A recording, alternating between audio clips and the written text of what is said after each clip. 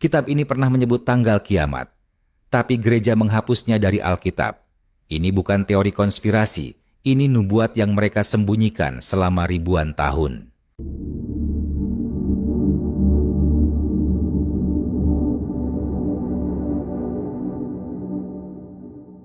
Kitab ini dikenal sebagai Ezra keempat, atau dalam beberapa manuskrip kuno disebut dua Esdras. Isinya bukan dongeng.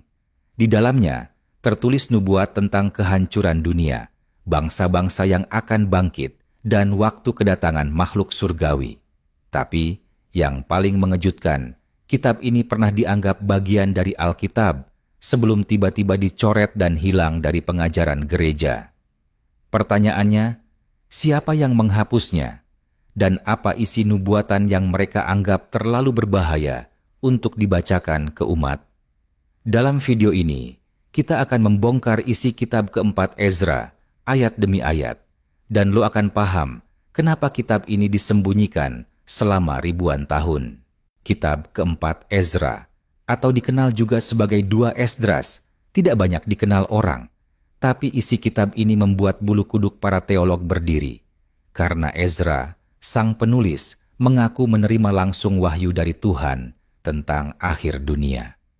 Kisah dimulai setelah Yerusalem dihancurkan oleh bangsa Babel. Ezra, seorang imam Yahudi, mulai mempertanyakan semua yang ia tahu. Tuhan, jika Engkau baik, mengapa orang jahat berkuasa? Mengapa bangsa pilihanmu dibantai? Di mana keadilanmu? Dan saat itu, suara dari langit menjawabnya, Aku akan menyatakan kepadamu rahasia yang belum pernah diungkapkan kepada manusia manapun. Aku akan memberimu penglihatan tentang zaman akhir. Dalam penglihatannya, Ezra melihat seekor raja wali besar dengan banyak sayap dan kepala. Burung itu menguasai bumi, menindas bangsa-bangsa, dan merobek kedamaian. Tapi kemudian muncul seekor singa yang mengaum dari tengah hutan dan menjatuhkan sang raja wali dengan satu kata. Penafsiran dari simbol ini dipercaya sebagai nubuat tentang kerajaan dunia yang akan muncul dan jatuh menjelang akhir zaman. Raja wali dipercaya mewakili kekaisaran besar dunia, dan singa diyakini sebagai Mesias yang akan datang untuk mengadili. Kitab ini terlalu berani. Ia menyebut waktu, tanda-tanda kiamat, dan bagaimana Tuhan akan menghancurkan sistem dunia yang korup. Bahkan, ada ayat yang menyebut angka tahun dan masa penderitaan, sesuatu yang sangat bertentangan dengan ajaran gereja saat itu. Itulah sebabnya, pada abad keempat, kitab keempat Ezra dicoret dari kanon Alkitab, tidak diizinkan dibaca publik. Bahkan dalam versi Latin Vulgata, hanya beberapa bab awal yang selamat. Tapi, isi nubuatan Ezra belum selesai. Dalam bagian selanjutnya, Ezra diberitahu tentang tanda-tanda besar menjelang kehancuran dunia. Bencana, kelaparan, perang, dan kebangkitan kekuatan jahat. Semua tercatat rinci. Pertanyaannya, apakah nubuat itu sedang terjadi sekarang? Dalam kelanjutannya, Ezra tidak hanya diberi penglihatan, tapi juga peringatan tentang masa depan dunia. Ia melihat tanda-tanda kehancuran yang akan datang, dan semuanya disampaikan langsung oleh malaikat dari langit. Bukan hanya bencana alam, tapi juga kebangkitan bangsa-bangsa jahat yang akan menghancurkan seluruh bumi. Tanda pertama, bencana global. Ezra mencatat, akan datang masa di mana orang tidak lagi percaya pada hukum, keadilan akan lenyap, dan bumi akan berguncang dari tempatnya. Ia melihat gempa bumi besar, laut yang meluap menenggelamkan kota, dan langit yang berubah merah darah. Sebagian ahli meyakini ini menggambarkan perubahan iklim, bencana alam, dan kerusakan moral yang kini sedang terjadi. Tanda kedua, kebangkitan bangsa jahat. Ezra juga melihat bangsa-bangsa yang dulunya kecil, tiba-tiba bangkit menjadi penguasa. Mereka membawa senjata, menindas rakyat, dan menyembah berhala. Dan suara dari surga berkata, mereka akan meminum dari cawan murkaku, dan tak satu pun dari mereka akan bertahan. Beberapa penafsir menyebut ini sebagai nubuat tentang bangkitnya negara-negara tiran modern. Apakah Ezra meramalkan kejayaan kekuatan dunia seperti saat ini? Amerika, China, atau kekuatan baru yang belum terlihat? Tanda ketiga, waktu semakin singkat. Ezra bertanya, kapan semua ini terjadi? Lalu suara dari langit menjawab, ketika waktu berjalan lebih cepat, ketika anak kecil memiliki kuasa atas orang tua, dan ketika yang benar dianggap jahat dan yang jahat dimuliakan, maka itulah tandanya dunia akan segera berakhir. Suatu gambaran sosial yang terasa sangat mirip dengan kondisi saat ini. Dalam bab-bab berikutnya, Ezra mulai menanyakan, siapa yang akan selamat? Dan apa yang terjadi setelah dunia hancur? Jawabannya, mengungkap sebuah konsep tentang akhirat dan penghakiman yang belum pernah kita dengar sebelumnya. Setelah melihat tanda-tanda kiamat yang datang, Ezra tak bisa menahan rasa penasaran. Siapa yang akan selamat? Tanyanya. Jawaban yang diterimanya bukan hanya tentang akhir dunia, tapi juga tentang nasib jiwa-jiwa setelah kematian. Inilah yang membuat nubuat Ezra begitu mengerikan, karena ia memberikan gambaran yang sangat berbeda tentang penghakiman dan kehidupan setelah dunia berakhir. Hari penghakiman. Ezra melihat malaikat-malaikat turun dari langit, membawa kitab besar yang berisi catatan kehidupan setiap orang. Setiap perbuatan, baik atau buruk, akan dihitung. Tak ada satupun yang tersembunyi. Semua akan terungkap di hadapan Tuhan. Tapi yang mengejutkan, penghakiman ini tak hanya soal amal perbuatan, tapi juga tentang pilihan hati.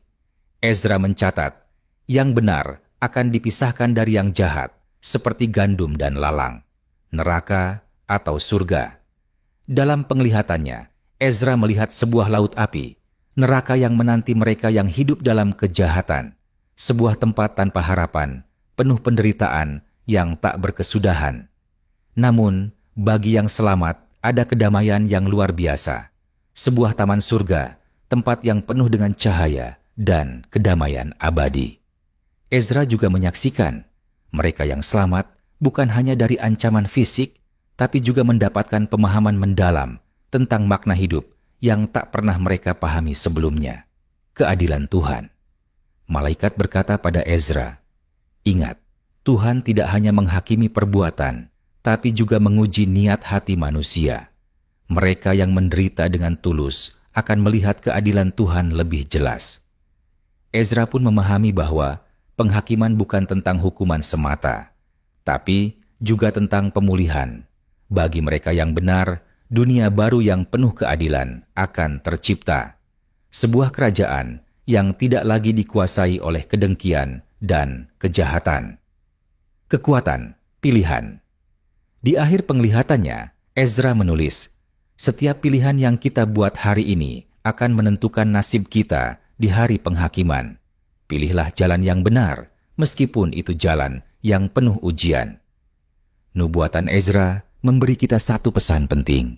Kehidupan bukan hanya tentang apa yang kita miliki, tapi tentang siapa kita di hadapan Tuhan dan dunia yang lebih besar.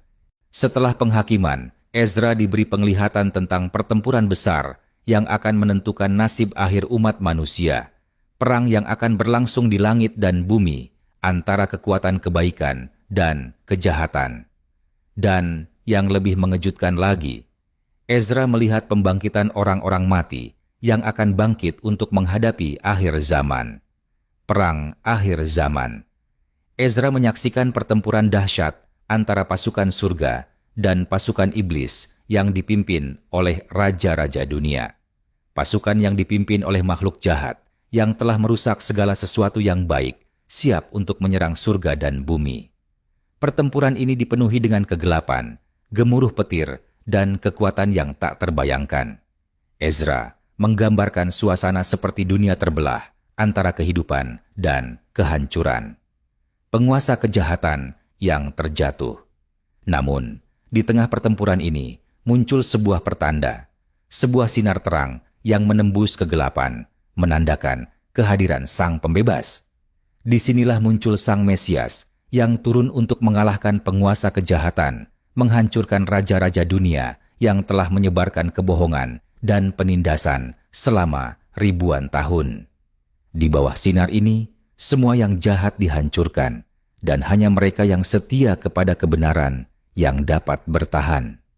Pembangkitan orang mati. Ezra juga melihat saat yang menakutkan. Orang-orang yang telah mati bangkit kembali dari kubur mereka. Bukan hanya orang baik yang bangkit, tapi juga orang-orang jahat yang harus mempertanggungjawabkan perbuatan mereka. Tapi yang paling mengejutkan, ada pemisahan yang jelas.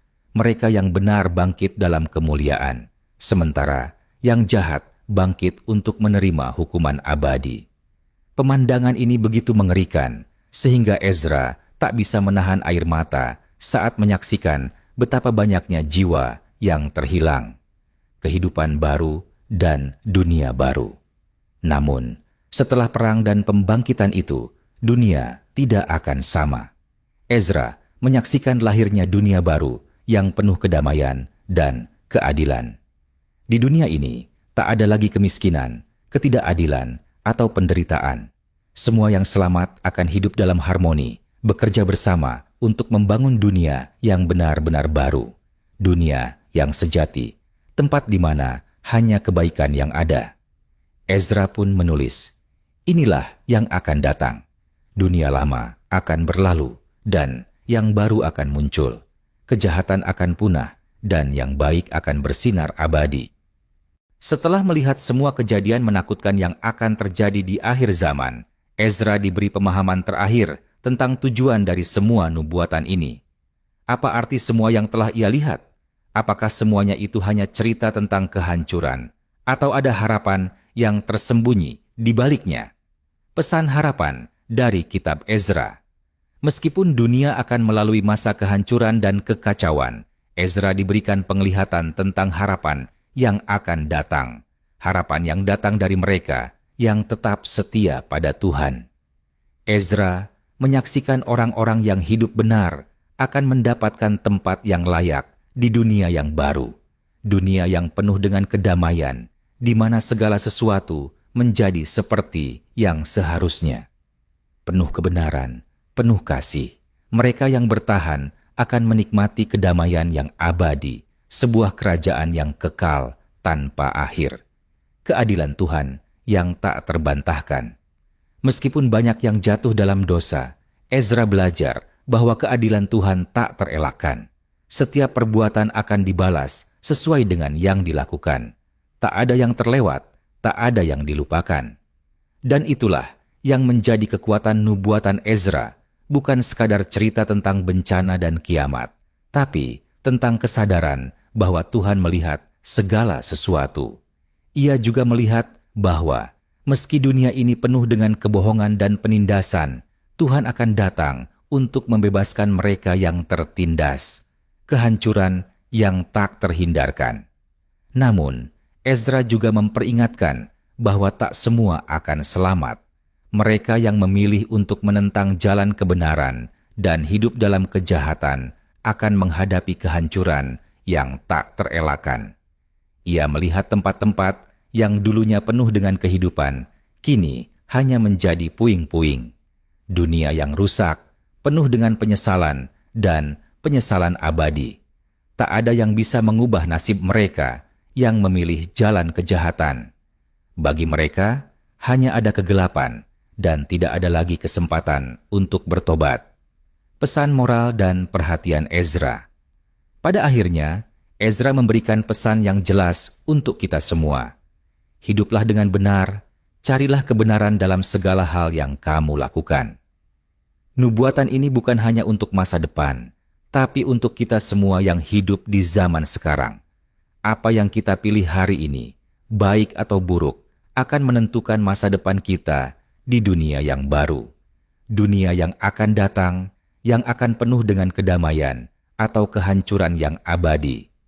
Ezra mengingatkan kita semua untuk tetap berpegang pada kebenaran, karena hanya melalui itu kita bisa menghadapinya